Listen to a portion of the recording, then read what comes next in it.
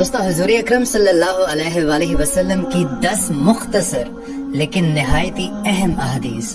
ہمارے نبی پاک کا ارشاد ہے کہ نماز میں کندھے نرم رکھنے والا شخص تم میں سب سے زیادہ بہتر ہے۔ آپ نے ارشاد فرمایا کہ جو شخص وضو کرتے وقت بسم اللہ نہ پڑھے اس کا وضو نہیں ہوتا۔ آپ نے فرمایا کہ جو شخص ذخیرہ اندوزی کرتا ہے وہ گنہگار ہے۔ آپ نے ارشاد فرمایا کہ نظر کا لگنا حق ہے، اگر کوئی چیز تقدیر پر سبقت لے جاتی تو وہ نظر ہوتی۔ آپ نے ارشاد فرمایا کہ عورت ہے، یعنی پردے میں رکھنے والی چیز ہے، جب وہ باہر نکلتی ہے تو شیطان اسے گھورتا ہے۔ آپ نے ارشاد فرمایا کہ ایک نماز کے بعد دوسری نماز کی ادائیگی کا انتظار کرنا جنت کے خزانوں میں سے ہے۔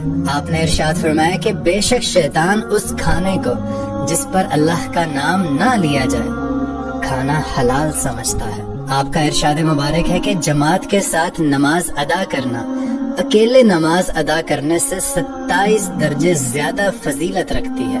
اور آپ صلی اللہ علیہ وآلہ وسلم نے ارشاد فرمایا کہ اگر میرے پاس درخت کے کانٹوں جتنے بھی اونٹ اور بکریاں ہوتی تو میں انہیں بھی تقسیم کر دیتا۔